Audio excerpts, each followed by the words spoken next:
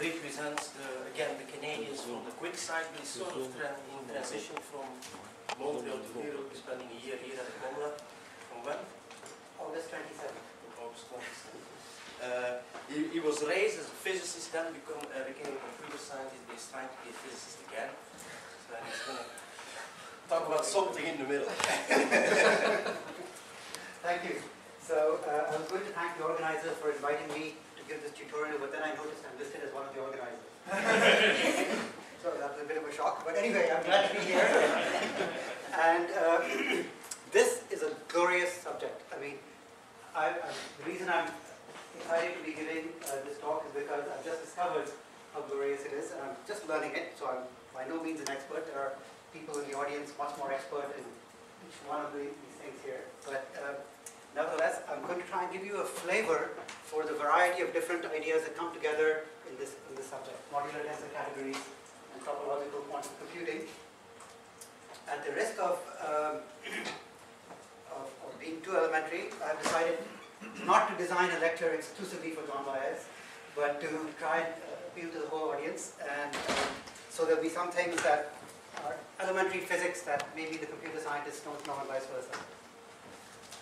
Okay, so that's the subject: modular tensor categories and topological quantum computing. So let me begin with the most basic level. What's quantum computing about? Well, it uses it uses qubits, which are the quantum analogs of bits. So normal classical computing, one has a system of bits, and one manipulates them in various ways and computes things. So the quantum analog is to work with qubits. So I'm not going to give an exposition of what quantum computing is and how entanglement plays a role and all that. That has been discussed at length already. It exploits entanglement, but the most important thing is that it requires a very precise transformations on the qubits. It's all very well for people to say you do this rotation and that unitary and so on, and then you measure this at the end. So now you have to tell the poor experimentalist to make all this happen. That's not so easy. Okay, so there's lots of trouble implementing qubits.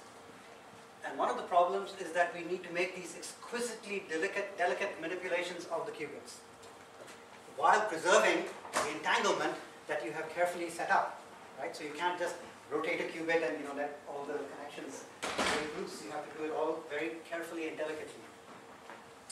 And you want to ensure the absence of decoherence. So the whole world out there wants to measure qubits, right? And they want to interact with qubits and break the nice coherence that exists. And again, something that has been carefully set up. So you have to ensure that you somehow avoid this problem. Okay, so that's rather a tall order to get all this to work. And that is the key idea behind topological quantum computing. So use topologically non-trivial configurations to represent qubits. The idea being that the topology will keep the configuration from coming apart. So if you tie things up in knots, they won't just get spontaneously unknotted. They might wiggle around a bit, but you're going to rely on the non-triviality of a certain topological configuration to give you the stability that you need for quantum computing. So where do we find these kinds of knotted things or braids?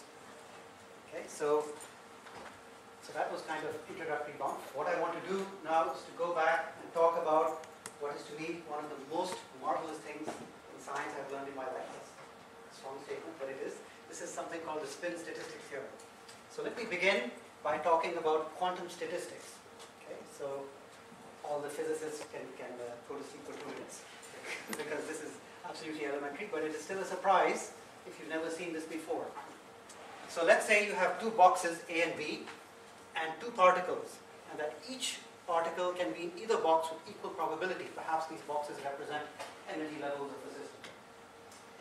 Okay, so what is the probability that there is one particle in each box? So each particle can either be in box A or box B, equally likely. So the probability half, it's in box A, with probability half in box B, right?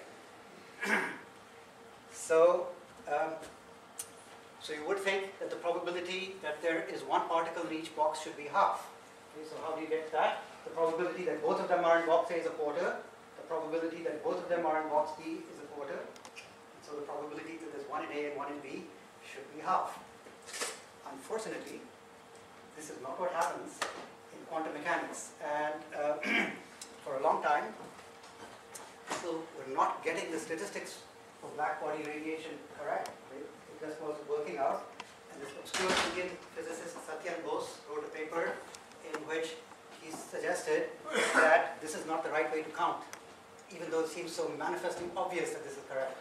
He said, this is not the right way to count, you should count it differently. And he sent this paper and got rejected everywhere, typically with a comment like, this guy doesn't even know elementary probability. He sent it to Einstein, who was very impressed with this paper, translated it and sent it, I think, to Annalena Physics, I'm not sure. But anyway, he sent it to a German journal where it got published under the name von Bose. So he's not in fact German, he's Indian. Sorry?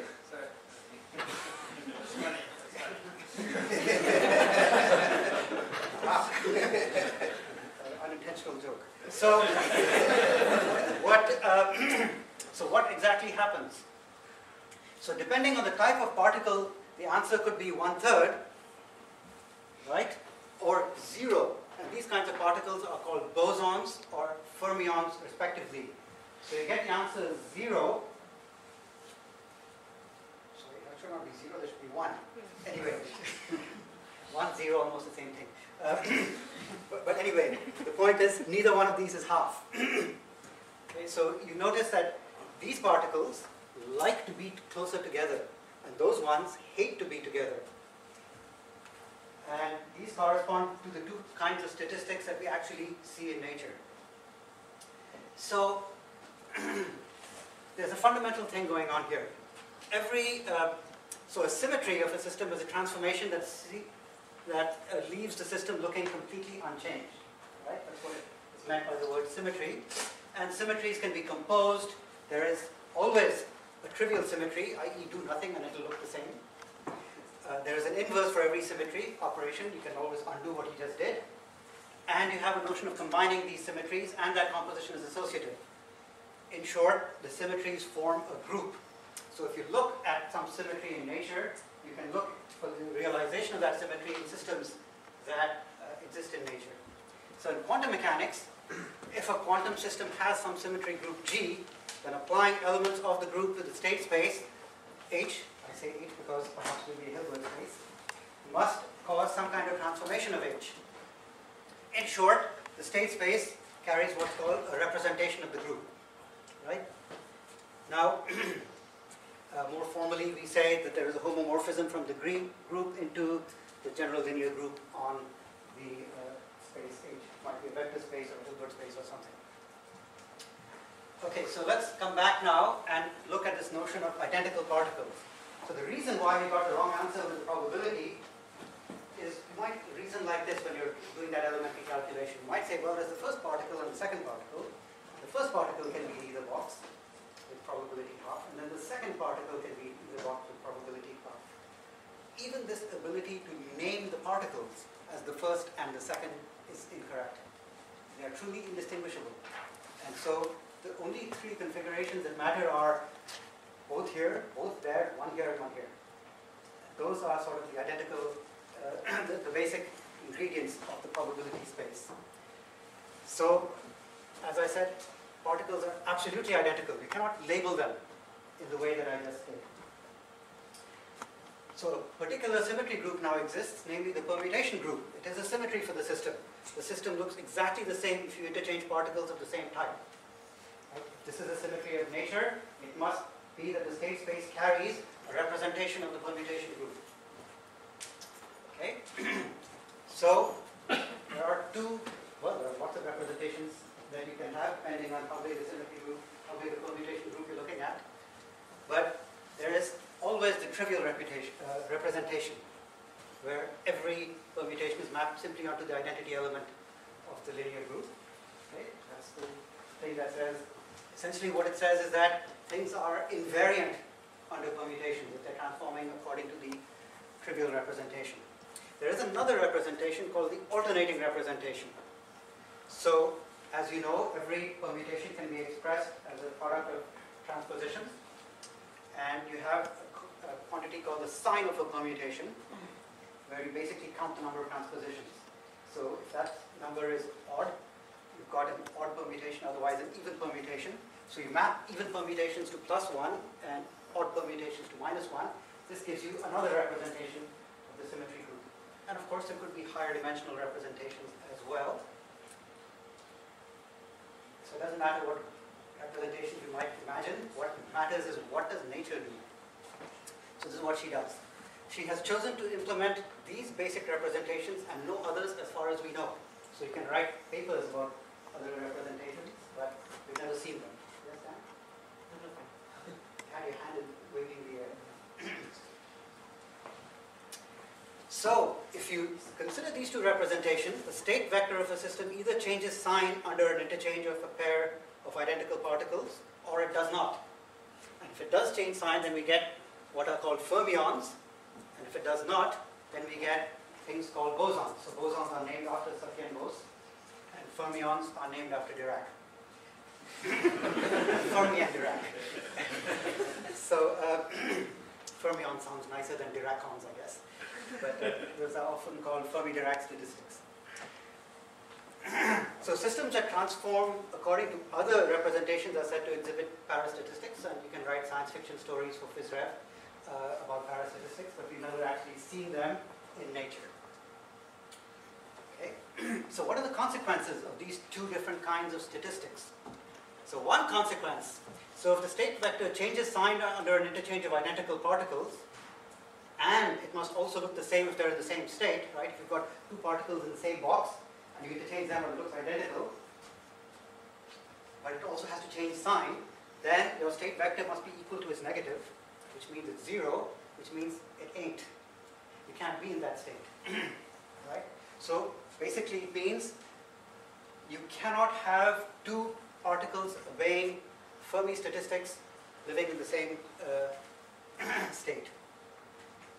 So this is what's called the Pauli exclusion principle. There's an awful lot of names associated with this, the Pauli exclusion principle, Fermi-Dirac statistics, etc. So this is what it is.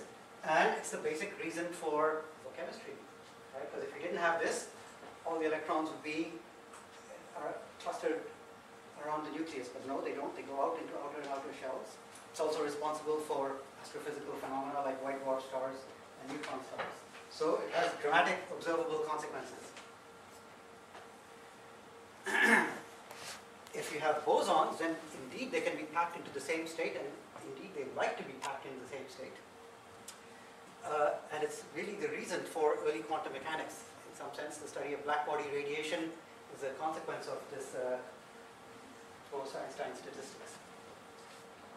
And many other phenomena that involve many quantum particles behaving coherently and manifesting themselves macroscopically are a consequence of bosonic statistics, lasers, superconductivity, etc. So now you should use your laser pointer to illustrate bosons in the same state. That's fundamentally quantum technology. Yes. I'm sure this really is a laser. It's probably just a red light, isn't it? It's a laser. Is it? Yeah, sure. So if you have two of them, we can do interference experiments. All right. So I'm sorry, I don't like using these laser pointers because it always makes me dizzy when people say the reason for this is that. So I try to use my finger to point.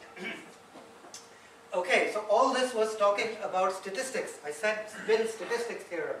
So where does the spin come into this? So quantum systems have another symmetry, namely they are rotationally symmetric. In fact, there's another glorious theorem, but I won't get into that. So quantum systems are rotationally symmetric. Therefore, the rotation group must act on the state space.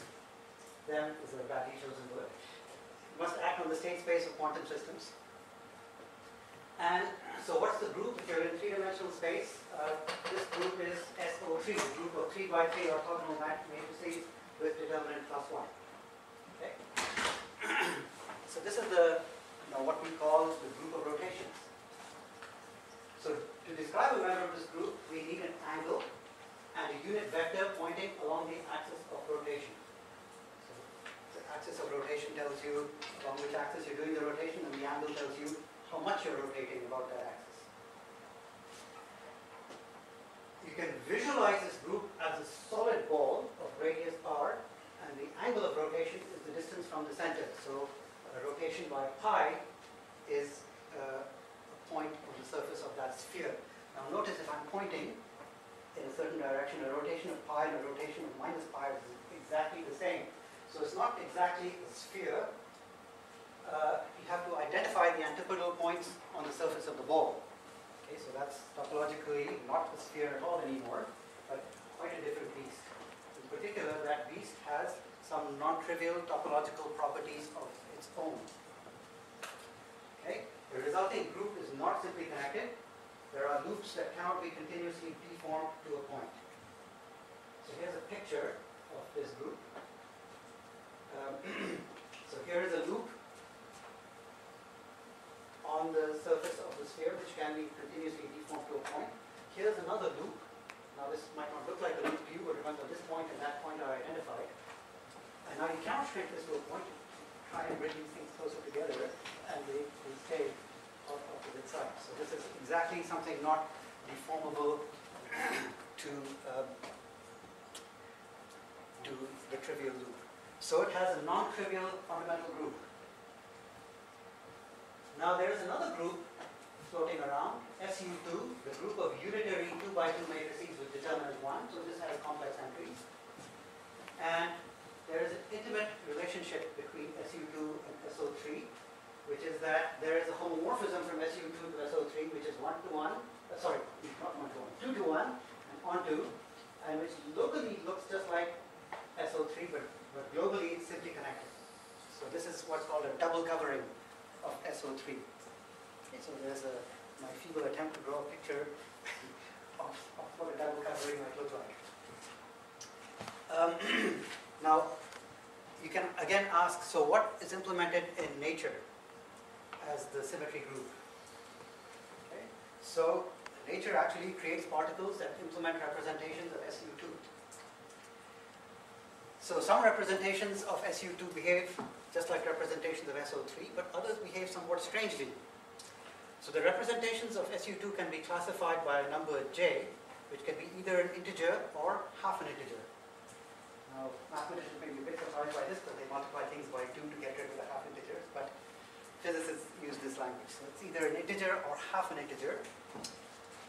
This quantity is called the spin of the particle. And so this number j is either 0 or half or 1 or 1 and a half, etc. And the dimension of the vector space is 2j plus 1. So a spin half particle has dimension 2. Right? So the electron has 2 states, spin up and spin down. Something of spin 1 has dimension 3. So I should just mention this is for massive particles. Massive particles are special. But for massive particles, this is correct. Now, if you look at the representations corresponding to integer values of j, they behave perfectly sensibly.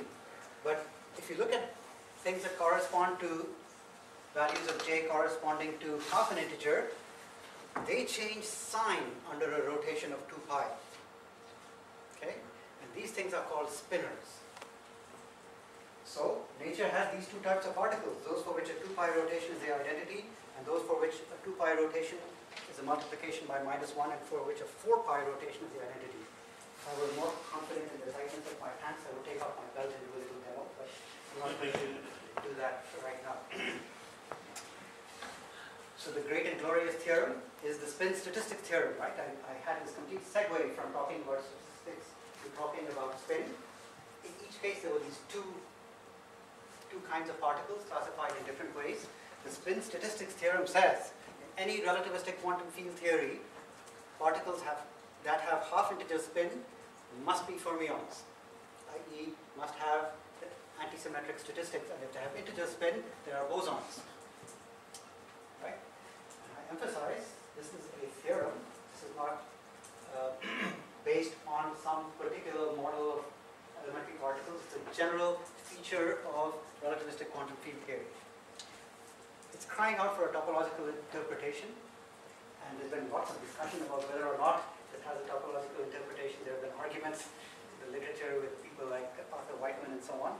So I think it's fair to say that no truly topological proof exists. People have given topological arguments for such a thing, but involving geons or extended objects of various kinds. There's even a beautiful little thing called the rubber band lemma, which tells you that a twist can be deformed into an interchange. But I think it's fair to say no truly topological proof of this theorem, as stated here, exists, because it really does involve things like Lorentz invariance, positivity of energy assumptions, and so on. So, but it's really tempting to me that no truly topological proof exists. Tempting to me to think about such a thing. And one of the things I hope to think about next year when I'm here. So this is all true in 3 dimensions. What happens in 2 dimensions? Probably wondering what all this has to do with computing, but we'll get there eventually. Okay, so 2-dimensional physics, which you might think, wow, 2 is smaller than 3, right? Must everything must be simpler. But actually, remarkable things happen here. Now the rotation group is just SO2, not SO3. SO2 is just a circle. Circles must be simpler. Actually, they're not. Though a simpler group, the topology is more complicated. The fundamental group is not just Z2, but Z. Right? So there are infinitely many homotopy classes for the rotation group.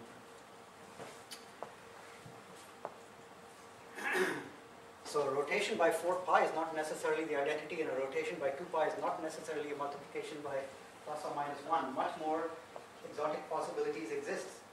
So a rotation of 2 pi may result in an arbitrary phase change that could be anything. So before we had bosons and fermions, now we have anyons, because anything can happen. So that's the origin of this word. So what happened to the spin statistics theorem?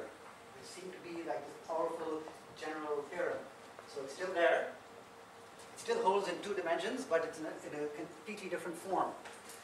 The relevant group, or one relevant group we've seen, is the rotation group in 2 dimensions, but the other one is not the permutation group, but the braid group. So to understand why, we need to think about the physics of 2-dimensional entities. So how do you get 2-dimensional physics? You get a thin gas of free electrons trapped between 2 semiconductor layers, and so you basically have a 2-dimensional system, and you study what happens there. So you have a strong magnetic field applied in the perpendicular direction, confining the gas, so to speak, to a 2-dimensional layer. So excitations that go above are very much suppressed, and all the things happen in 2 dimensions. Also, their identity as individual electrons gets submerged, and so-called collective excitations occurs. There's kind of an effective quasi-particles that don't actually exist in nature. And strangely enough, some of them have charge 1/3, which people may not have heard of as being like quarks. So I actually discovered quarks when I was a graduate student doing Millikan's oil rock experiment. I consistently got 1/3. I got a F for that lab. But here, some of these effective excitations in 2-dimensional physics do indeed have effective electronic charge 1/3. Okay, so these are virtual particles with strange properties. And these are the things that we're going to use. Right? So in 2 dimensions, imagine that you have an assembly of several particles together. So here there are 5 particles, and then as time evolves, certain interchanges happen. Okay, so unlike in 3 dimensions, all these interchanges can be, so to speak, unraveled and made to seem straight. But here, actual braiding happens. So one has to distinguish between different braidings. Okay, so for example, here you see 2 different permutations of those 5 particles. But, 2 different braidings of those 5 particles that correspond to the same permutation. Okay, and one has to distinguish between these different braidings, because you can no longer just move things past each other the way you could in 3 dimensions. You can also sort of go around in 3 dimensions. That's why lots of things sometimes get simpler in 5 dimensions. For example, there are no knots in 4 dimensions, and there are no links in 5 dimensions. They all come apart. But these braids would be uninteresting in 3 dimensions, but they become really interesting in 2 dimensions. So the relevant group is not the permutation group, rather it's the so-called braid group, which was invented by Martin in the 1920s, I So how do we think of the braid group? So imagine a bunch of points fixed on a line and the same number of points above. The number of points will parameterize the group that you're talking about. In this case, I have the so-called braid group V6. And you connect them by strands with overcrossings and undercrossings indicated by breaks in the line. Okay, so this configuration of wires is an element of the braid group. Moving things around doesn't make a difference. As you have seen in the diagrammatic calculi, the same thing applies here. Composing just means hook up two such pictures and follow the wires. Okay, so it is a nice operation. It has a much richer theory in the corresponding permutation group. Of course, there's a homomorphism from the braid group to the permutation group because every braid in fact defines a permutation. But the braid groups are infinite, and the permutation groups are not.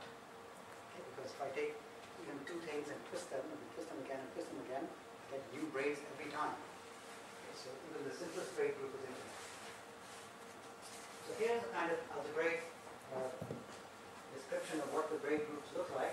They have these generators, which roughly speaking you can think of as take a bunch of strands, and take two consecutive ones, and twist them like this.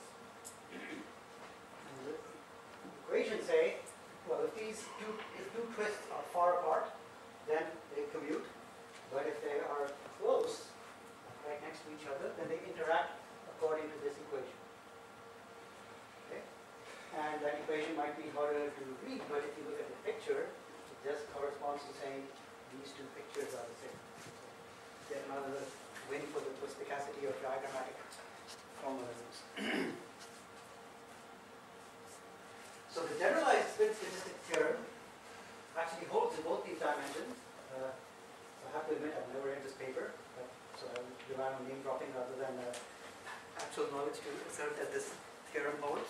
There's a lot more to be said about knots, braids, physics, and other related things, but we need to get back to the main story. But I hope I've motivated why interesting things happen in two dimensions, why non-trivial topological considerations enter into the story, and now we have to see how we exploit this to do quantum computing, and I have to motivate why on earth categories get involved in all this.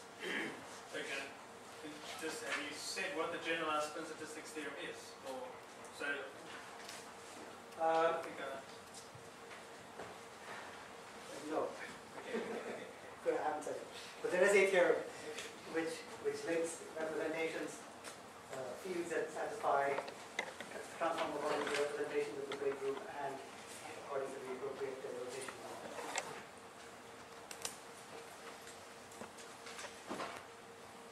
Okay, so we're going to work with these anyons, and we're going to associate a type with anyons. Oh, by the way, I have 1.5 hours? So there's 4. So we associate a type with anyons. I mean the word type in the sense of computer science type theory, according to the phase they pick up during an exchange. Okay? So what happens if we combine n anyons of type theta? So theta is the phase they pick up when you go around them once. What is the resulting type? So consider the exchange process. If we exchange two clusters of anyons of type theta each, we get a phase change of n squared theta for each pair. So thus this composite cluster will have type n squared theta. Okay? And this is an example of what is called a fusion rule. What happens to the type of an anion as you put them together? And indeed you can read this as a kind of thing in type theory. How do types transform under combinations? Okay, so if you take a thing of n anyons with a thing of n anyons each of type theta, then the combination rule looks like that. But these are very simple things. Not all anyons are so simple. You see what's happening here is that they're transforming according to some very simple representation of the rotation group. But things could be transforming according to more exotic representations of the rotation group, in particular high dimensional representations. Now, physical systems in 2 dimensions have to carry representations of the braid group. What do they look like? Okay? So the braid groups are infinite, and there are many irreducible representations. So let's just consider one-dimensional representation. One-dimensional vector space is just a copy of C. So every linear map is just a complex number. So every generator of the braid group looks like an element e to the I theta j. So where theta j is something, some number. Now, if you look at one of the defining equations of the braid group, it's this, the so-called Yang-Baxter equation. And if you apply this and just check out what happens, you see that here you have 2 theta j plus 1s, there you have 2 theta j's. And for this to work, you must have theta j equals theta j plus 1. So basically, all generators of the group produce the same phase shift. So these are the very simple representations, which we got out just by looking at the algebra of the braid group. Okay, so the more interesting representations correspond to what are called non-abelian anyons. These are the ones we're going to need for computing. We cannot compute with abelian anyons. So I recently heard a proposal by some people for doing exactly that. But I'm going to stick to this statement for now. There are, we hope, so when I say are, I'm using this in some kind of idealistic sense, not as you see them. So there are anyons that transform according to higher dimensional representations of the braid group. So what could happen is that the ground state of the system could be degenerate. So it's not just a one-dimensional thing, but possibly some n-dimensional thing. And now the action of the braid group elements are represented by matrices. So this could be non-commuting actions of the braid group.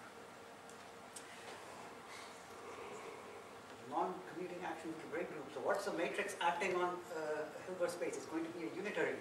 Aha! So we can implement unitary transformations by braiding anyons. Okay, so that's going to be the name of the game. So we've got to have non-abelian anyons in order to use them for quantum computation. Because if you had only abelian anyons, you'd just be picking up phase shifts. You could not be doing anything interesting. So again, expanding on what I mean by R. So there are candidates, that's true. There are things that we think are non-abelian anyons, but I think it's fair to say that there are no definitive laboratory demonstrations. Things are going to be right on the edge. There's probably 20 more PRLs that have to be written before we finally agree that the non-abelian anyons have been seen. Okay. So we have to put these non-abelian anyons together. I still haven't started talking about categories. Still at this very physical level. Now the type of an anion before was just a complex number telling you the phase shift that occurs when you wound these things around each other. And now it's a more exotic thing, it's a matrix. So what happens when we combine anions of different type? Okay, so let me just give them labels little a and little b. So I have a type A anion and a type B anion, and I'm going to juxtapose them between square brackets to represent the physical process of taking these two anions and regarding them as a single composite entity. Okay? That process is called fusing. So what happens is that we get fusion rules. Rules that tell you that when I put a type A anion and a type B anion together, I will get some other anions. Right, so we need to explain this notation a little bit. Those n's are just numbers, and they're parameterized by the type of anion that you get C and the types of anions that you put together, A and B. Okay, so these are just natural numbers. So how do we read these rules? I'm going to spend a bit of time on this because it's easy to misread these rules. A rule like this says, if I put an A and a B together, I will either get an A, not two A's. I will either get an A, or a B, or a C, not three C's. But I could get an A in two different ways. Or I could get a B, or I could get a C in three different ways. Okay. So it is the space of fusion possibilities that describes the qubit. Right. So for example, a simple rule like this tells you that if I fuse an A and a B, I will get a two-dimensional space of resulting C anions. I won't get two different C anions. It's not tensor on the right-hand side, it's plus. Okay, so the numbers So for example, here N AAB is 2, and BAB is 1, and CAB is 3 for this particular fusion rule. Okay, so that's what happens. You have these fusion rules. So can I write these fusion rules down at random? No. So you need some mathematical theory in which these fusion rules live. Okay, so this is a complicated algebraic thing happening. Different types of things combine in non-trivial ways. We need some kind of interesting type theory. Now, type theory is just another name for category theory, as far as I know. Okay, so that partly explains why category theory is such a crucial thing going on here. So what do we need? What's the mathematical, so now I'm moving a bit more towards the mathematical structures. What do we need to talk about all this coherently? So we need a system of basic types. Physicists like to call them charges. If you're a computer scientist, just think that this means type. If you're a physicist, just think this means charge. Okay. We need to capture the idea of combining types and getting new types as a result. So we need the idea of putting together. Now, where did we hear that before? Okay, so this is, of course, what Bob has been talking about in his exposition of monoidal categories. We need a tensor product. We need the ability to describe grades. So now we're moving to more. So basically, this says you need monoidal categories with additive structure as well. Okay. Maybe one day somebody will eliminate these additive structures. In fact, this is what my postdoc Eric Paquette is trying to do, to put it more like in the framework that Bob and JB and others here at Oxford have developed. But for the moment, the description involves tensors and byproducts. We need to describe some of the mathematical structures that are specific to anions, namely braids. And indeed, they actually have more structure. They're not exactly point-like objects, in which case the things linking them would be strings, but they're more ribbon-like objects. The anions are actually extended combinations of charge and flux. So we think of them as little dipoles, and so they have ribbon-like structure, and they can have twists in them. Bruce, that's better. Okay, so we need braided monoidal categories. By pure serendipity, this is what has been described this morning by Chris and Jamie. I guess mainly Chris. So this tensor product tells you about the fusion possibilities. Okay, and to make everything sit together, it turns out we need what are called modular tensor categories. So I welcome questions of all kinds, except if anybody asks me why they're called modular. I will tell you that offline, but not here. Okay, so modular tensor categories in a nutshell. So I'm actually going to make like 3 passes over this. No, I'll ask you. You wanted to ask me what modular is? No, I did not. I shouldn't make remarks like this because everybody says, gee, I wonder what modular means. Okay, modular tensor categories in a nutshell. We have a collection of primitive objects, tensor product. We need a condition that says everything is a combination, and I should emphasize finite combination of these basic types. This is semi-simplicity. Okay? So if you don't know what semi-simplicity means, you can take this as the meaning of it. And a way of capturing braiding and twisting and ribbon structure. Aha. And a very important thing, we need a way of capturing conjugation. So I'm not always 100% sure when one uses the word rigid and when one uses the word compact closed. Chris, is it right that you say rigid when you're talking about braided monoidal categories and compact closed when you're talking about symmetric? Peter is the one to ask. It's a long list of all People these. argue about this endlessly, but some people reserve compact closed for the symmetric monoidal case, so rigid, they avoid that. Okay, let's not be rigid. We call them rigid structures for now.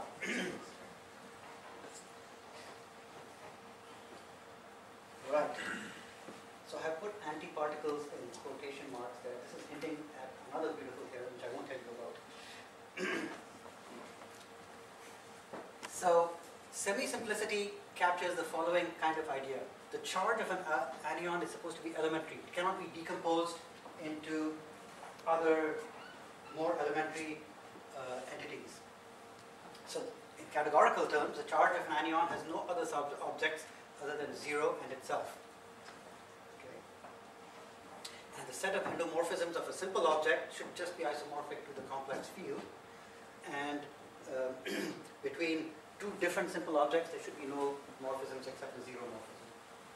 This is kind of what you would expect from Schur's lemma, if you were remembering representation theory from your group theory days. So I'm making some off-the-cuff remarks like that may not make sense to you, but you can safely ignore them if you want. So, was the last thing part of the definition of semi-simplicity? Yes. Yes. Yes. Somehow, yeah, so this also goes by a fancy name, super selection. But the word super is super overused. So is semi. Yeah. Semi-super category.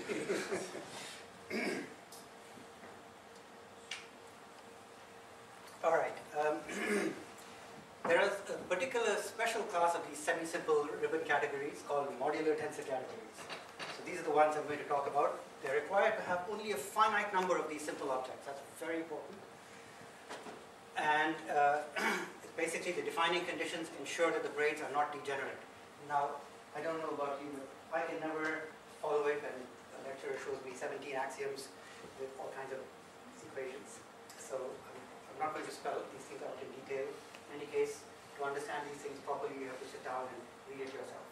I'm just trying to get you interested enough to read these things. So I'm not going to spell out exactly what all these conditions are. So what is the link between this stuff and anions? So we have a finite list of charges, a set of fusion rules. This is what it takes to describe an anionic model. A set of rules that describe what happens when one anion is wrapped around another, so some kind of braiding structure. So basically we're telling you that the anions transform according to some representation of the braid group. So as I said before, these could be abelian or non-abelian anions depending on how complicated these representations are. So a bit more detail about fusion. As I said, you can think of it like that. Do not be fooled into reading that sum like in a chemical equation. Okay? So you can think of this, if you wish, as a reaction, but you must not, if you read this like a chemistry high school reaction, then you will think, oh, well, that many copies of the thing on the right-hand side are produced, but that's not the case. Rather, it is the number of ways in which the thing on the right-hand side could be produced. There is a whole vector space of possible C states that are produced here, and that number is the dimension of that space, the dimension of the fusion space, not the number of copies of C. You can set up a matrix described like this. So if xi's are the minimum charges and b are the braiding maps, there's a matrix you get. So the fusion coefficients are actually determined by the entries of this matrix. There's a fancy formula called the Ferlin formula. Am I pronouncing that correctly? And basically, the columns of this matrix are the eigenvectors of the fusion matrices, and the dimensions of the simple objects are just the eigenvalues of that. Okay? So it's not necessary to really understand this, but it is important to understand that we have only finitely many charges. So let me go back to something that's probably a lot more familiar to many of you, which is this theory of addition of angular momenta. So in all the undergraduate quantum mechanics courses, there'll be a chapter called Addition of Angular Momenta. And basically, that's representation theory of SU2, carefully disguised to look mysterious and odd. But it's actually quite easy.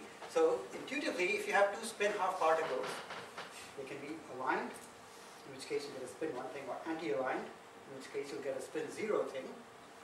Okay? So mathematically what's happening As I said, spin L gives you a space of dimension 2L plus 1, so spin half gives you a two-dimensional space. So I'm tensoring these two-dimensional spaces together, and it's decomposing into a one-dimensional space and a three-dimensional space, the spin 0 and the spin 1 possibilities. So this is coupling, and the mathematical question is, you have some group studying its representation theory, you have irreducible representations of this group, and now you tensor these irreducible representations. So of course, the tensor of irreducible representations is not irreducible, but the question then is, well, if I've got these irreps and I tensor them, how do I decompose the resulting gadget into some combination of irreps? And fat books are written on how to do this. This is a thing called plethism. I don't know the etymology of this word plethism, but it's beautiful, so I like to use it. For SU2, there is an irrep for every finite dimension. So it's definitely not a semi-simple, it's definitely not a modular category, right? Because you need finitely many charges. And for SU2, you're getting infinitely many charges. If we combine spin L1 and spin L2, you get a spectrum of possible total spins going from basically the difference to the sum. Right? So the difference here was 0, and the sum was 1. So if I combine spin 1 and spin half, it will go from half to 3 halves. Now, why did I call it recoupling instead of coupling? So if I couple 3 of them together, I can either combine the first and the second, and then the third, or I can combine the second and the third and the result with 1. And we get, of course, isomorphic spaces, but they will have different bases depending on how they're decomposed. And there's obviously some kind of matrix that describes the transformation from one basis to the other. And the coefficients of that transformation have fancy names. They're called the Wigner 3J symbols or Wigner-Racah coefficients. And again, there are elaborate tables, and as an undergraduate they torture you by making you calculate these things.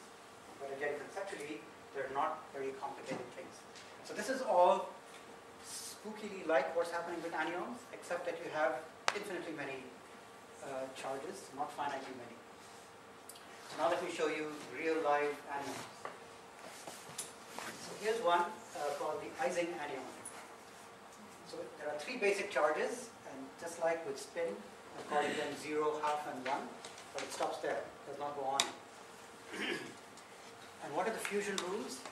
So if I combine 2 spin half, no, I shouldn't say spin half, 2 half charge things, I'll get a 0 or a 1. If I combine a half and a 1, I'll get a half. I won't get the 3 halves that I would have got with SU2. If I combine a 1 and a 1, I get 0. If I combine 0 and anything, I get that thing back. Okay? So you notice how these fusion rules conspire to keep you inside. They don't grow out of bounds. That happens with SU2, which you can compare. You can see these guys are going to grow as I fuse more and more of them together. So if I were to fuse 2 half things and then fuse the results, I'll get either a 0, and that could happen in 2 ways, or a 1, and that can also happen in 2 ways. Okay. So SU2 reps do not form a modular tensor category, but these Ising anyons do. So associated with the anyons are the antiparticles. So rigidity basically means you can always rewrite these things like that. Okay, so if you think chemistry again, you can rewrite them like that, but my caveat about reading these as chemical equations still apply. So be warned. They're really combining the labels, they're not actually combining numbers. Now, when Chris defined monoidal categories, he very carefully talked about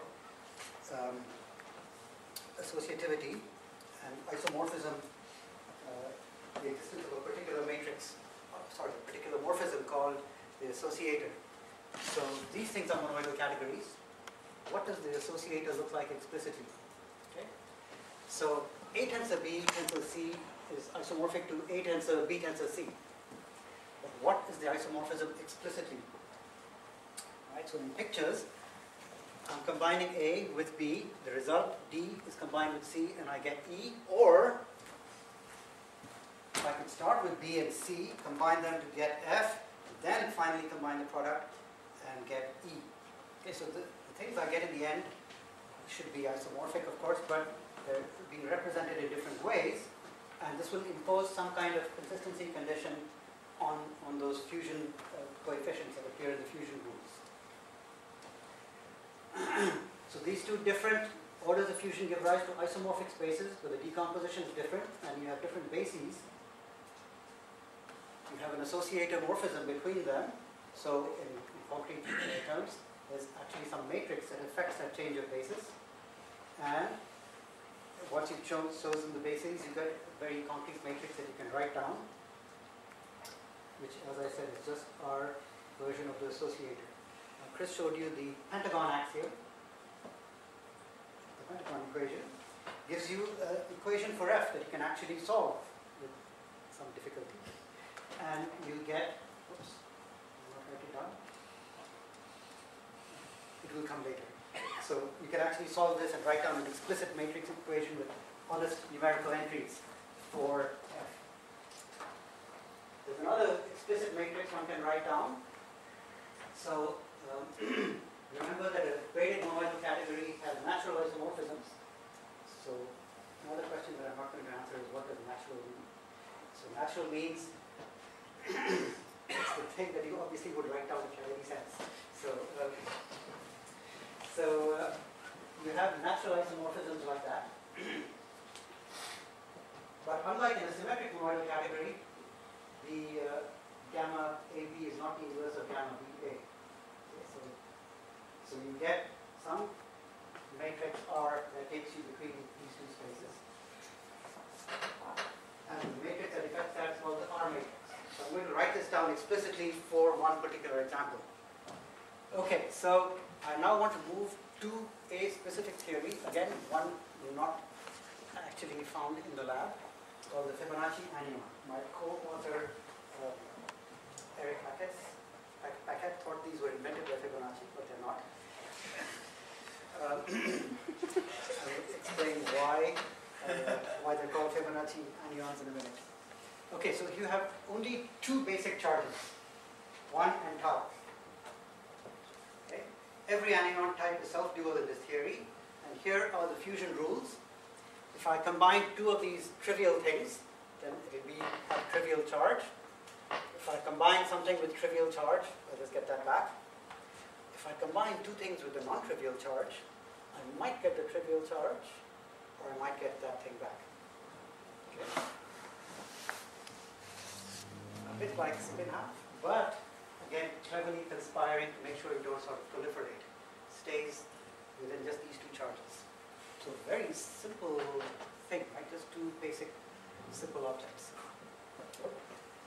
Okay, so what happens if I fuse three of these get together? So you see you get either the trivial charge or you get the non-trivial charge, but that can come in two ways. So the dimensionality, so if you fuse these things, and then you kind of select on the situation where the fused thing also has charge tau, you'll get a two-dimensional vector space of possible states. Okay. So in pictures, you get something that looks like that when you fuse three of these taus. And you see there are two ways in which you can get tau at the end. Okay. So how many dimensions are there in the quantum state space for n of these Fibonacci anions? Right, so you can do this elementary calculation and you start seeing that these are familiar numbers. Right. Multiplying like rabbits. So that's why it's called the Fibonacci anion. As you can see from his costume, he lived before quantum mechanics. So this was actually not invented by Fibonacci, but by Yang and Lee. But they invented so many things that people got tired of naming everything. But Yang, Lee, this and that. Okay, so what we are going to do is we're going to use spaces of three anions as our basic qubit. Okay, so if you look at the linear maps from some basic object B, some object B to the this combination of three anions, you see you get a two-dimensional space of maps and this one-dimensional space of maps. If we restrict to these things, i.e. we do measurements and say, oh, all the things that are not taus we throw out, then you get a two-dimensional space. That two-dimensional space is our qubit. That's the two-dimensional space we're looking for to represent qubits. Okay? So once you fix that, you've got a nice space representing our triple of anions, and we have within that two-dimensional complex vector space that we're going to do quantum computing. Now, now that I've written down an explicit thing, we can actually look at the pentagon equation for F, and we get an explicit form for the F matrix. So this number phi is the so-called golden ratio. I can never remember what it is, except I know it involves root 5s and 1s and 2s and things. I think it's 1.668, something like that. Anyway, so that's why we call it Fibonacci anions. The R matrix you can similarly explicitly calculate from looking at the splitting diagrams. All right. So you've got the hexagon diagram for R, which is again a basic feature of monoidal categories. So this is what it looks like. It intertwines R and F matrices. And when you write it out as a matrix equation, you get an explicit equation. We've already determined F, so you can solve this, and you get an R matrix. And as you can see, e to the pi I over 5 seems to play an important role in this particular matrix. All right, so this R matrix gives a way of exchanging the two leftmost anions. To exchange the two rightmost anions, you use F to shift them, so you've got a matrix B. So we're ready to do quantum computing. We've got a two-dimensional vector space as a qubit. We can have many of them if you like. We have operations that realize unitaries. What are these operations? The basic matrices from the categorical structure, but physically what are they? Braiding operations. Right? So braiding operations are giving you operations on a two-dimensional vector space. And what is quantum computing? It's getting nature to multiply matrices for us. So this is what we're going to do. So the basic idea to simulate quantum computation of anions is given by the following steps. Right? And if you follow this, that's good enough. I'll show you a bit more detail presently, mainly to impress you rather than to illustrate anything. But the basic idea is this. You consider a compound system of anions. You initialize them in a state of the splitting space by fixing the charges on the subset of anions according to the way they will fuse. Okay? Now you braid the anions together. How are you going to braid them? You get your clever experimentalists to actually move these anions around and twist them around. So given that we made this big song and dance about doing delicate manipulations on unitaries, this is also going to be a pretty delicate experimental task. It will induce some unitary on the chosen splitting space. And finally, we let the anion combination fuse together, and the way they fuse determines which state is measured, and this constitutes the output of our computation. Right? So finally fusing and seeing what you get, that's the final measurement whereby you read out the result of the quantum computation. Okay, so set it up, braid them to implement the gate, measure the charge to do the final measurement. That's the basic paradigm. And the astounding thing is that these incredibly simple Fibonacci anions are universal for quantum computation, whereas the Ising anions are not. Okay, so I'm not saying anything more about that just now. So in fact, we're very lucky. The set of R and B matrices and their inverse, and the things you get by multiplying them out, is actually dense in SU2. So to get a universal set of gates, all that you have to do is to construct a controlled NOT gate. And one way of doing this is illustrated by Nick Bonestein and his co-authors. So the idea is basically quite simple. So you start with two triplets of anions. Remember, that's each triplet represents one qubit. And now you need to make these things interact. So we actually intertwine quasi-particles from the first triplet, which is going to be the control qubit, with the target triplet without disturbing it. And we can arrange this cleverly enough in such a way that we do this close to the identity. The next thing you have to do is to implement a knot. Actually, we're going to implement I times knot, but never mind. By braiding two of the anions together, and finally we extract the control pair without disturbing it, essentially by doing the inverse of this insertion operation. So that's the paradigm. Let me show you the what actually happens. Okay, so here's a braid. All right. So here you see is one of our triplets of anions. Here's another pair of anions. And I don't expect you to follow this, but the gray lines represent what happens to this anion, and this black line represents the other anion. This black line represents that one. At the end, magically, this anion has gone in there. Okay, now you can look at all the intermediate braids and see what matrices they correspond to. And you can multiply them out. And you've got something close to the identity. Okay, so this is how a given braid inserts an anion into a given triplet without disturbing the triplet. Right, so as concrete as I can possibly be. Here's a braid that does the insertion of an anion. I times knot is the following braid. You might well ask me, how do you think of these things? So I don't know. I think they did an exhaustive computer search to find these combinations. Either that or they were very clever. I certainly can't look at that braid and say, oh yeah, that's I times knot. So, so this unitary acting on the splitting space is this combination of matrices. And again, I have explicit forms for R and B. B, remember, is a combination of R's and F's.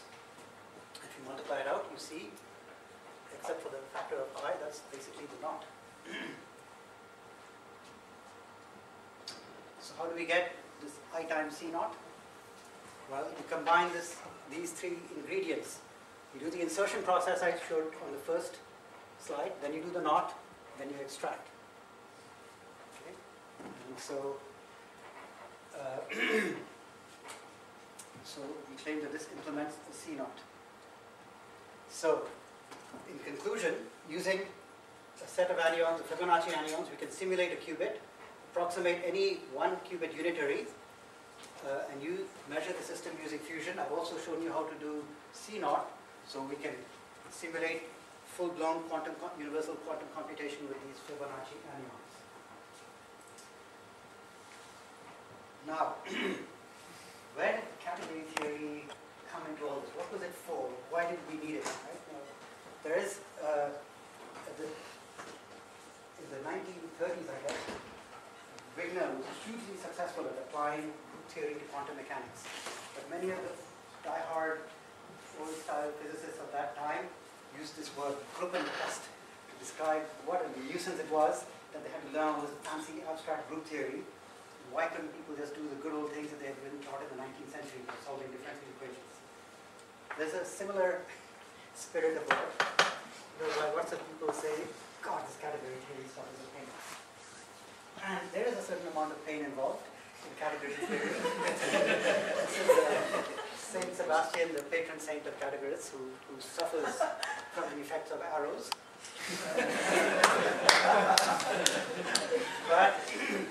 But I'd like to argue that we really need categories. And it's not so much a pain. I mean, maybe it's a pain. Right?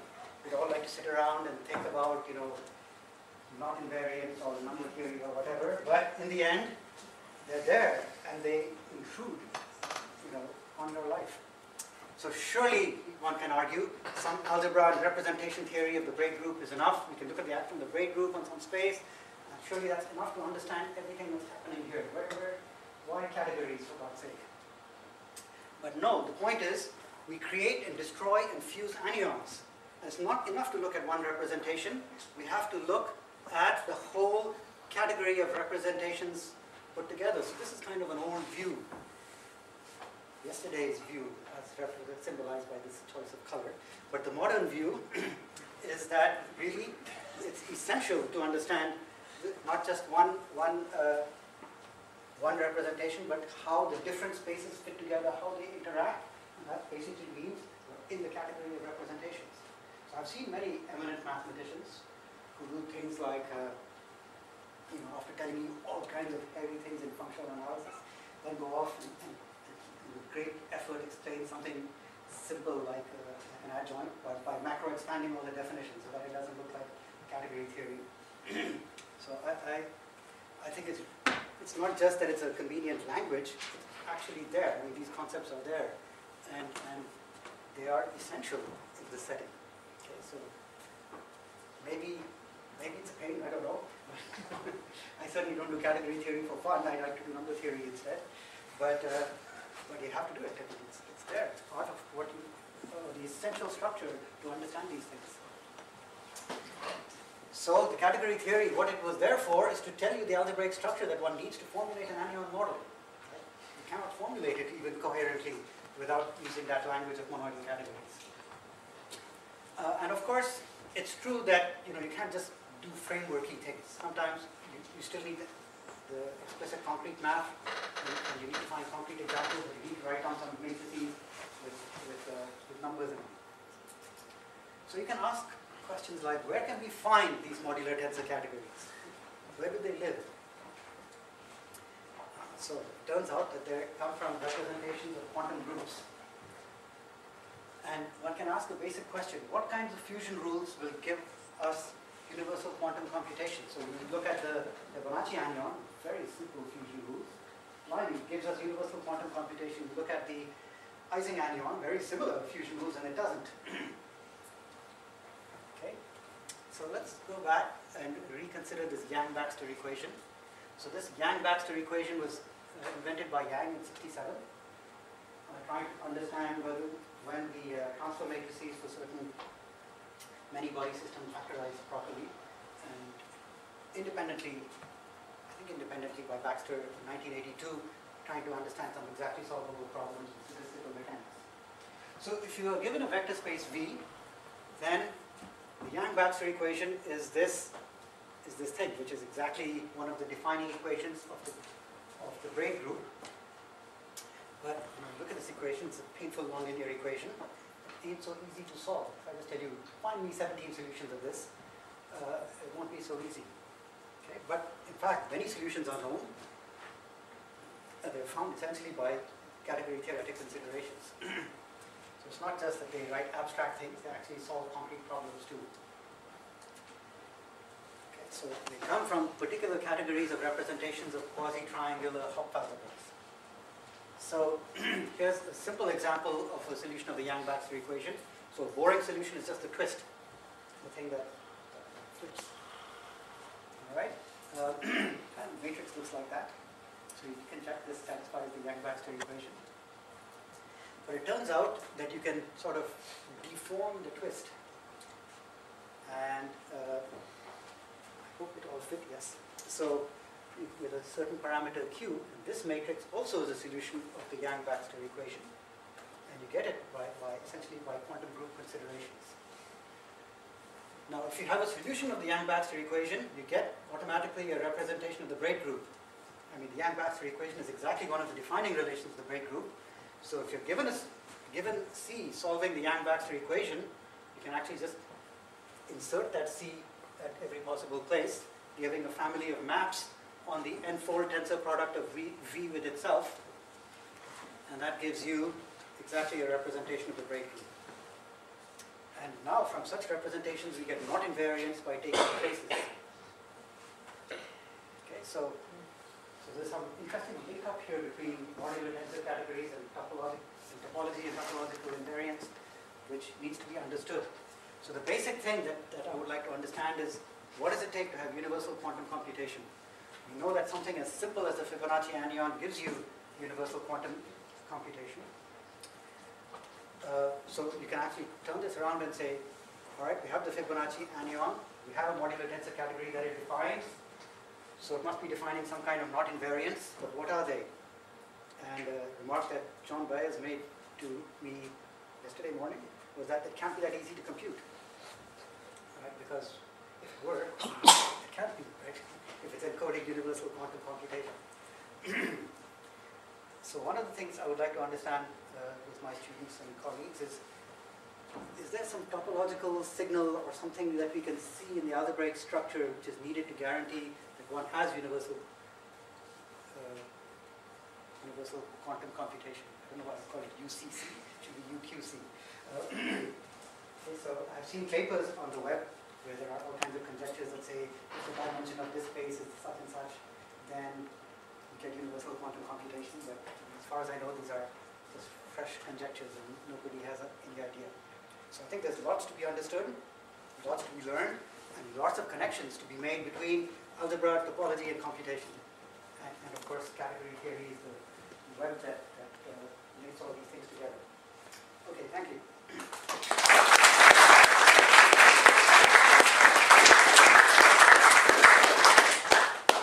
Are there any questions, comments?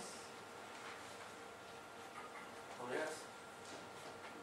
Maybe relating to this, I don't know, but when we talk about Fibonacci elements, you had that the DNR matrices are dense in SU2. Yes. May this relate to questions like that? Because that was Yeah, of also course. simple. So that is what it relates to, yeah. And this is not easy to characterize when this will happen, I suppose. Not that I know, but for all I know, some guy has solved this somewhere deep in the archive that I haven't searched. But I don't know any well-known answer to this question. But yeah, that is the question. This is what you need to build a one qubit case, and then you have to make sure that you And then you have to make sure you can get a C naught. Yeah, of course. Finding the C naught or any substitute just seems to be an exercise in cleverness. So that's why I have students. Yeah, these equations are very impressive. So did they use a computer search? I think they did some kind of computer search to find that particular Brady. I can't believe that somebody just said, oh, I think this will work. But one of the interesting things one can try to do is to come up with a nicer calculus for proposing basic programs, so to speak, in topological quantum computing and understanding. It's not just a question of syntax and semantics, but understanding the algebra programs in PQC. Yeah. Another thing I hope to do next year. I was wondering, what are the most promising models for implementing with topological-based quantum computing in the lab? Oh God. Well, implementing. First we have to find a non-abelian anion. So we haven't even found one, right? So the most promising is certain anions that people believe exist when they observe the quantum Hall effect. Okay. So there's this Microsoft Project Q that's trying to develop topological quantum computers. And I guess they have one guy at Bell Labs that they work with, who's the one who's able to make anions on using the quantum Hall effect. So you're more cautious than I am. I'd heard things that made me think that they actually had found so-called U equals 5 halves state. But that paper's been around for a couple of years now, and people are saying, it looks promising. They're not saying, oh yes, there it is. Okay, yeah, so they may We have rivals of these people in Montreal. okay. Perhaps have a vested interest in saying they haven't found it. Okay, well, Assuming we find anions, what's the advantage of topological-based quantum computing on other models? So stability. Okay. Because once you have these braids, they're not going to come apart Okay. spontaneously, right? They're not just going to unwind. There's a topological obstruction. Even topologists use this word obstruction. And it means, here it means an obstruction. Peter, I think you have a question? Yeah, going right back to the beginning to do something of number statistics. Oh, yes. Is there a purely historical explanation why the symmetry is supposed to be strict or strict up to a sudden change? Purely classical argument? So, a purely historical reason. Oh, categorical. Purely categorical. God, I have no idea, John. sorry, what is strict with the? The only two representations that you see are the symmetric and anti-symmetric ones. Yeah, I was going to mention that. There's actually some, so there are other representations and people study them, they call it parastatistics. And I believe there are theorems that say that whenever you have a system with parastatistics, you can reinterpret it as a system with extra internal degrees of freedom with ordinary statistics. So I've even can describe quarks that have three colors, that's in terms of the comparison. I would really like to understand that. People say that you don't really get anything new. Yes, I've seen this statement too. I'm not really sure what it means. There are papers about it, I just haven't studied it. Do people find any interesting algorithms aside from the Jones polynomial zero approximation? That's a pretty interesting algorithm. Okay, I know, it's complete, but it's... That's like saying, you know, what is the role of fire ever done for us? No, I mean, but there was no explicit construction for the algorithm for a long time, right? There was some so stuff. now we do have this construction for that algorithm. Other algorithms, I don't know. I mean, you can do any of the standard quantum computing algorithms implemented as DQC, but I guess you mean specifically motivated by When someone talks about general quantum computation to a lay person, they're going to say you have the Grover algorithm, you have the Shor algorithm, and you have this and that. And I'm messing with there's another example, Jones polynomial. Okay, so this is not specific to topological quantum computing. Yes, in the model. Oh, but I mean, this is supposed to be a universal model, so any algorithm you should be able to implement in this model, right? It's not that this model implements with some algorithm. Some of the Jones polynomial came as a natural algorithm. Yes, it was naturally suggested by things happening here. But the point is, DQC in principle should implement any algorithm that anybody comes up with, right? And there are other algorithms other than. So people sometimes still say that there are only two algorithms. This is not true. There are all kinds of hidden subgroup algorithms and quantum random walk, etc. In principle, all of those things should be implemented here as well. Things that are specifically suggested by this math, and the only one I know is the Jones polynomial. You would expect that those are the kinds of algorithms you would expect to see coming out of this. Bruce? The anion is one of the objects in the category. We've got the simple objects. Yes. So the qubit, how am I to think of a qubit? The Hilbert space was a Hom set in the category, right? Or what was the, it was some, That's right. That's how am I to think of that physically? I say, you said, at some point you said it's a charge, but a charge would be one of the simple objects. No, I didn't say it was a charge. Okay. So the anions, the basic anions are the charges. A qubit, so it is a bit less concrete than the spin going up and down. Yeah. So it's the space of fusion possibilities that you get when you fuse three anions together. So a qubit is a fusion possibility. Yes, the space of fusion possibilities, and which you get depends on how they fuse. So it's not like such a physical thing as, this thing is at a qubit. Right? The qubit is the two-dimensional vector space that you get when you say I fuse three taus together, and restrict to the case when I know I get a tau at the end. Measure the charge, and that amounts to a measurement of which state I was in.